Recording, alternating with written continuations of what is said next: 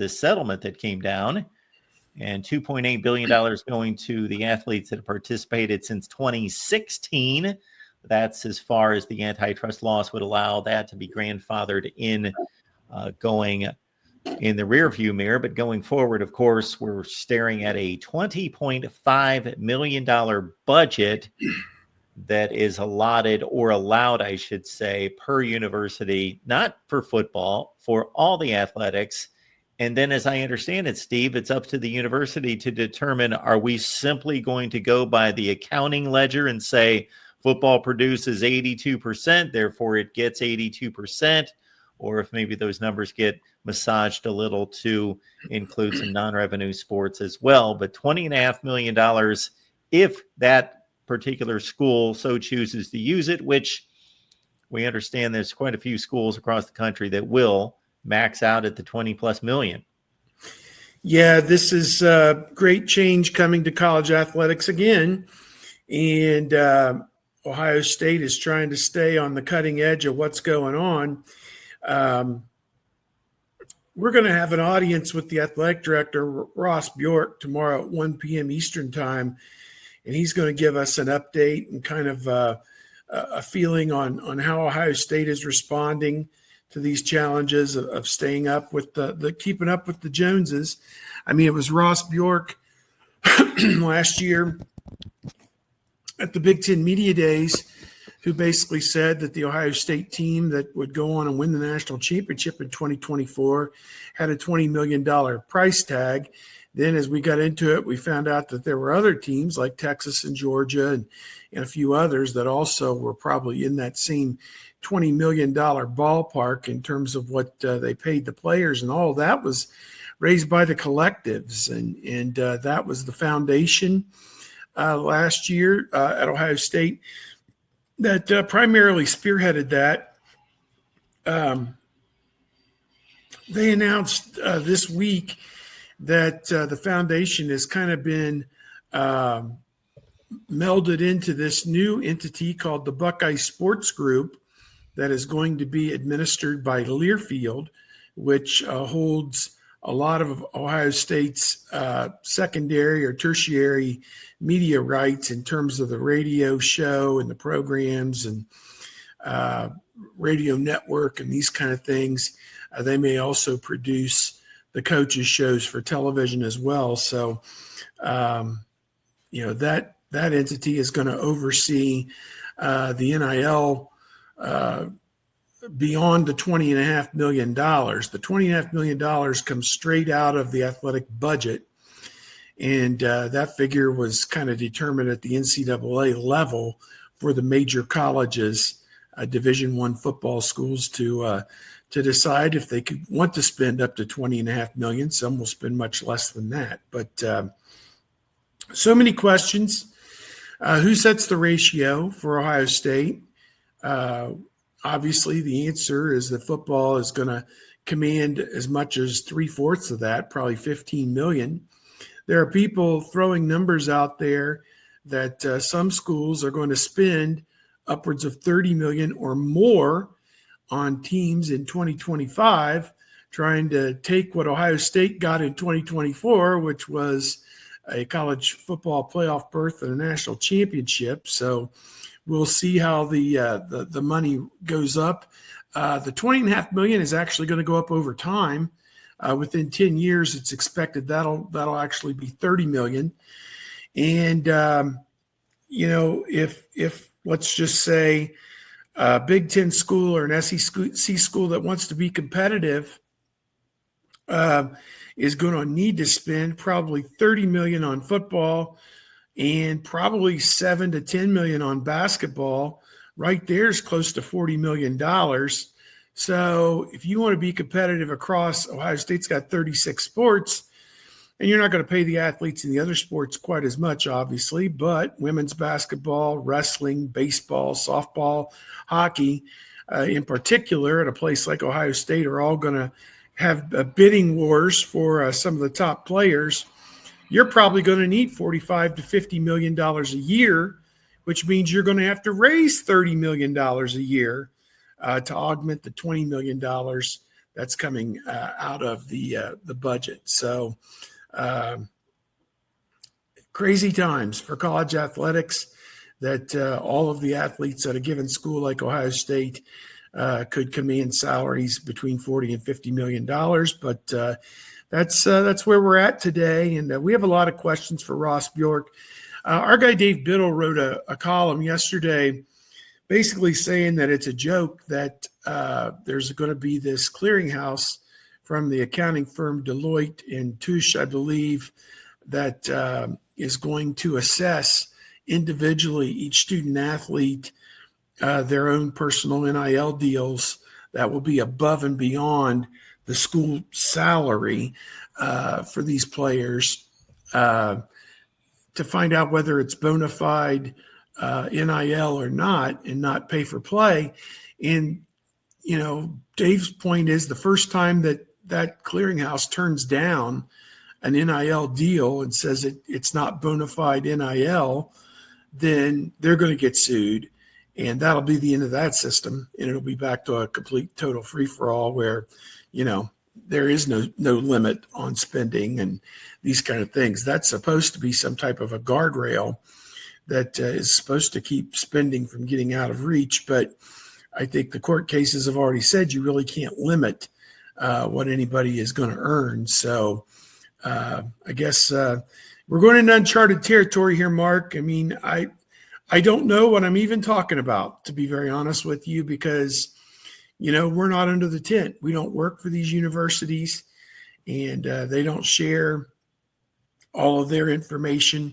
Supposedly Big Ten and SEC schools have a boilerplate form that has been pre-approved that will go out to athletes and those who want to donate to athletes and be filled out. And it's supposed to be approval proof, to where if you turn what you're doing in this way, they can't turn it down. So perhaps that's what Ross Bjork will talk about tomorrow. Again, we're going to be asking questions about a system that we don't even fully know or understand, but should be quite a comedy tomorrow as we try and get to the bottom of it with Ross Bjork. Well, Steve, we're all just kind of taking a stab at it. I will say this, that we did our Iowa show yesterday, and just minutes before we started the show, the University of Iowa announced their most recent collective that is unlike the other collectives that in the past have been cooperating with and working with the school, but this is solely the structure of the school taking on the NIL department and naming their general manager, Scott Pioli, who's worked for the Browns and the Ravens and the Chiefs and the Falcons, and he's a buddy of Kirk Ferentz, so he's been brought on board. So they announced it kind of this way: well, we got this $20 million over here that comes from the university that we're going to invest into athletics. Then we've got all these collectives that we've had in the past that we will continue to work with, the I Club and the this and the that and the Swarm, and they will continue to collect for facilities and upgrades and all these other things. Then we've got this newly formed, I forget the name of it, Buckeye Sports Group by at the OSU. university. Yeah. I'm sorry, what's that? The Buckeye Sports Group at Ohio State. Yeah. Okay. Whatever they're calling it at Iowa. And that is going to be something that people can contribute to, but they cannot name specific donations to players and say, we want that to go to the quarterback, we want that to go here and go there. It's just a collection that they will deem where it needs to go. And then you've got the fourth category of the boosters, the corporations, the NILs, whomever outside that has to go through the clearinghouse to say, hey, we want the quarterback to make $3 million and we want that guy to make, and whatever we want to donate, that has to go through the clearinghouse. And as you say, the first time that doesn't happen, we're either going to see a lawsuit or it's just going to kind of evaporate. And maybe we can assume that it was paid maybe like the good old days under the table somewhere. Yeah, it's crazy. It's a mess. And, here's another question I have for Ross Bjork. Okay, I presume he or a committee that he designates is going to sit down on an annual basis and decide, okay, football gets 3/4, they get $15 million. Men's basketball gets $2 million. Women's basketball gets $1 million. and then the other 33 sports will split the remaining 2-3 million, whatever's left.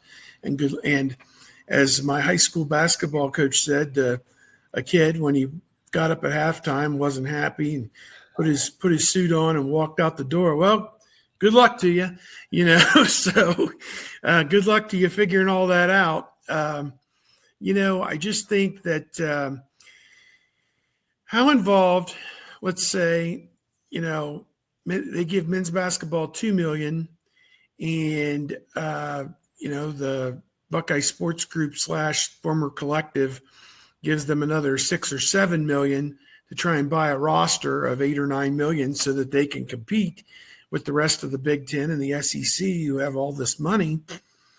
How involved is Ross Bjork in telling, let's say, the basketball coach Jake Diebler that, you shouldn't spend $2 million on the point guard, Bruce Thornton, only spend like 1.4 on him and then spend 1.1 on the shooting guard? Like, who's making the exact salary slotting decisions? Is this something where Ross Bjork is going to get involved with Ryan Day and say, no, you need to give Jeremiah Smith $5 million and Caleb Downs $3 million, and then we'll figure out the rest of the roster from there, out of your cut?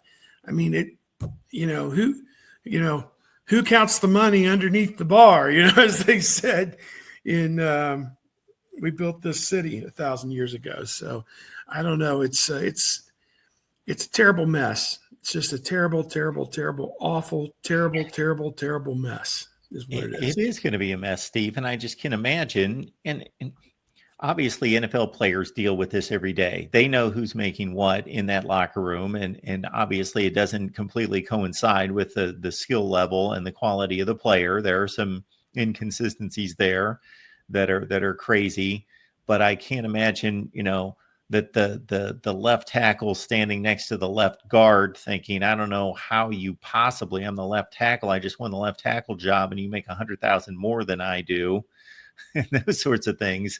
Does it become a distribution like this? And obviously we're not going to find all these details out. It would be fascinating to be able to open it up like we did in a day gone by, Steve, of course, on opening day, where we opened up the USA Today and we read all the Major League Baseball salaries. That was always fascinating. But here, do you say, okay, if football gets 15 million, that's about 150,000 per player, that take half of that, make it almost like a revenue distribution of media rights in the ACC, where you say, we're going to make it a baseline. Everybody works out, everybody watches film, everybody runs and trains and does the same thing. So about half of it will give everybody a base, and then we'll decide the other half depends on how good you are. Yeah, I think that it's so wonky. I mean, they're talking about there's deadlines involved with this.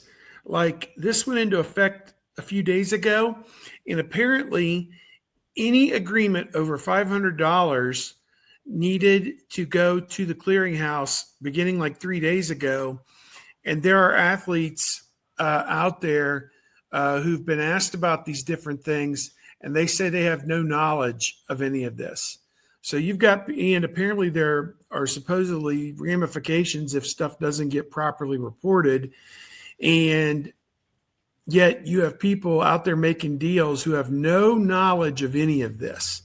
And my guess is that schools are going to be convening Zoom calls very quickly with their athletes, or meeting with them in person if they're on campus to begin working out, which most football and basketball teams are at this point, because the summer academic term is underway, so they can squeeze a few summer 10, 12 credit hours in as they're working out. Really is a nice thing for these guys to stay on track, and gals stay on track for their degrees, given the rigors the rest of the year. So, to me, there was one comment that you can't allocate anything for, let's say, the 2026 football season until July 1st of 2026. So you may have somebody who enrolls in January of 2026, but you may or may not be able to pay them until the new fiscal year begins in July. They're on your 2026 books, but and how are they going to circumvent that with under the table payments to keep these people floating in money for 5 or 6 months? I mean, you're going to get a transfer portal kid in January, but tell him, oh, we can't pay you till July because that's the rule. Whereas College X down the street will say, oh, don't worry about that rule. We'll get you $50,000 a month, whatever you need, we got it. There's going to be all kinds of people circumventing these rules. So that's one thing. The other thing is, okay, in January, we convince you to come to our college as a transfer portal person, and your overall package is going to be, let's say, $800,000. And don't worry about how or where it comes from, but it'll be $800,000. You will see $800,000 for your time at our school, your 6-month commitment to our school, to get you through the NFL draft. So on our end, $600,000 of that's going to come out of the school budget, the $20.5 million, but the other $200,000 is going to be, quote, bona fide NIL that we have to submit to the clearinghouse. We got you onto our campus under the guise of an $800,000 deal. We told you, don't worry about it. We'll work out the details. Then the clearinghouse jilts the $200,000. You're left with $600,000. You're already in class. You're already going through spring practice. The clearinghouse said, no, your deal doesn't pass muster. What's the school going to tell the kid? He's going to say, well, I could have got $900,000 down the street, and I took $800,000 from you, and now it's only $600,000 because you couldn't figure out how to file it properly with the clearinghouse. Is this what we're in for? Is somebody going to suddenly abruptly quit in March or April when their clearinghouse thing doesn't go through? And when your clearinghouse thing doesn't go through, are you allowed to go right back into the portal on a whim, on a dime, and get back out there at free agency again? I mean, there's so many unforeseen consequences. And of course, the biggest of all that nobody thought about was the Big East basketball doesn't have, FBS football. So they don't need to spend $10 million of their $20 million on football. They could spend $19 million on men's basketball and buy the top 5 players in every recruiting class for the next 15 years, and still have money left over to buy portal players. Whereas, Florida, which just won the national championship, probably can't spend more than $8 to $10 million because that's all they got. How is that going to work out?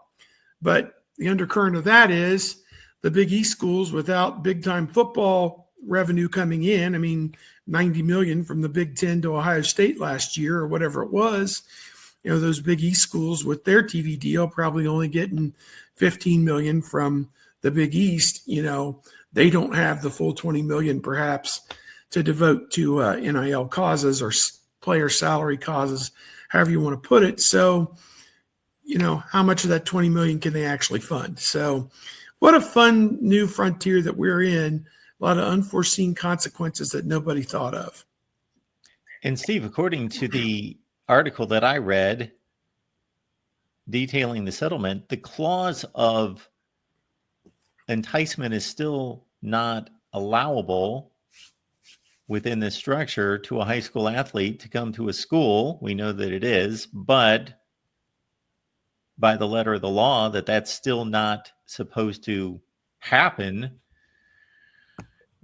How do you sell the high school athlete to come to a particular school if you're playing by the rules? Did they just know that we have this structure in place and we're going to project a number? But if everybody's abiding by the rules, then you are not supposed to be enticing anyone with a particular NIL package before they're signed. Yeah, it's just so convoluted. And, here we are, I'm supposed to cover Ohio State football and should know this backwards and forwards, how it's all going to work. And, I think it's deliberately keeping a lot of people, including student athletes and their parents and their street agents, in the dark because they want to deal with each person on an individual basis and cram down the lowest amount of money that they can pay that person to get them to still come and play for their school. And that way they have more money to pay other people. So it is, again, a situation where they're holding all the cards. They have all the money at their disposal and are going to, dole it out in the most fiscally responsible way for the group. I mean, the bottom line is to build a team that wins the national championship in all these sports. And so that's the goal. You can't overspend on 1 or 2 star players. And yet, we know schools are going to do that just to get the eyeballs and the attention. Like a Texas Tech in basketball seems really gung-ho. They've got a guy who's donated a bunch of money for Texas Tech basketball. Just different places are going to go and have different priorities and different ways that they're going to manage the salary cap. Steve, the accounting I would love to see would be, number one, how many athletic programs across the country are going to max out on the $20.5 million? I don't know if there'll be some ACC and Big 12 that don't because they don't have it. They're break even. I mean, they're break even at best. Some of those ACC and Big 12 schools, particularly the Big 12. I mean, what's left there? There's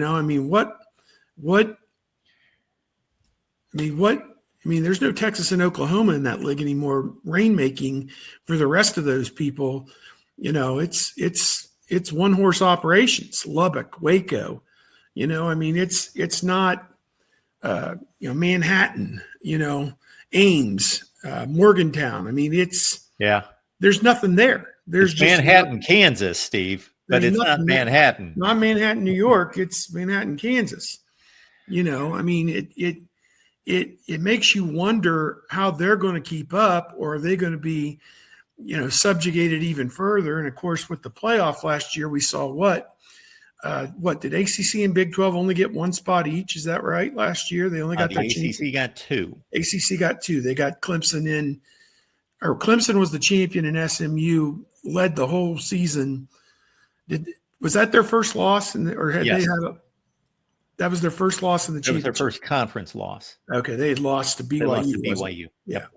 So, well, think about this. Now that you bring up the issues that some of these ACC and Big 12 schools will have, this is the first sports season that the ACC is not going to a equal revenue distribution. They're going to this 60-40 model where only 40% is equally distributed. The other 60 is based on TV numbers.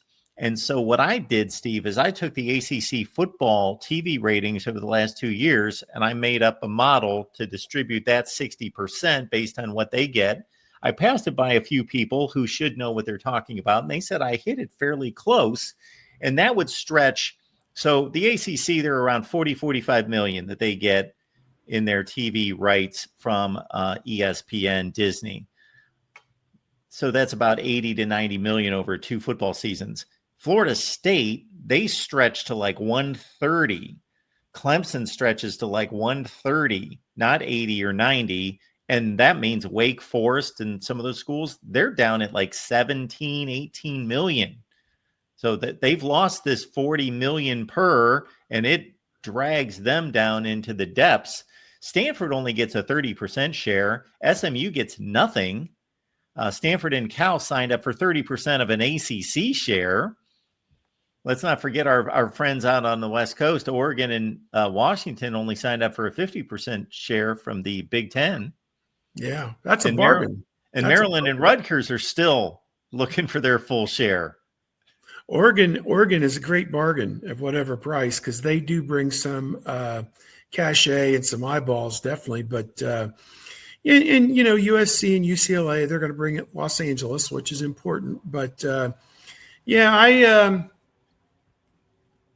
I wonder in all this jockeying for playoff, the 5 conference champions, and then I think they're talking about plus 11 to get to 16 teams, and it would just be the best 11. Is that what it would be if they go to that after the 5 conference champions? I mean, if you take the Lindy's book, which I just did a review on Bucknuts of, Boise State was the highest group of 5 champion at number 26. So they would go in as the 12 seed. Now we know in real life, if Boise 16th. State's 12-1 and wins the Mountain West, they're going to be ranked like 15th or 18th or something like that. So it won't be quite as bad. But, you're going to take a team that's ranked around 20th to get that last qualifying spot. And then, but again, we're stretching this to 16 teams. Team number 15, 16 really doesn't have a leg to stand on, in my opinion. I mean, I've never really thought that Team 15 and 16 was an actual national championship caliber team. So, and you probably, it'll be just like when Purdue as a 1 lost in the NCAA tournament. There'll be a year where a 16 beats a 1 at their stadium. And, I don't know how many years it'll take till we see, one of those top 4 seeds to lose at home in the first round to a team that, shouldn't even be in the freaking tournament to begin with. But, whatever. Now, don't get me wrong. I agree with you, Steve. Team number 15, 16, shoot, many years you could drop that down to team number 7 or 8, have no shot at winning a national championship. But I'll sure have a lot of fun lining up all the 9 and 3 teams that missed the playoffs to say, why didn't they get in? The resume looks about the same. I've ran the numbers for the last during the college football playoff era, and it's fun to see the log jams of teams. Some years it's like 5 or 6 deep for like 2 spots, and there is little to separate Virginia Tech from UCLA, from Kansas State, from Wisconsin to across the board in the past.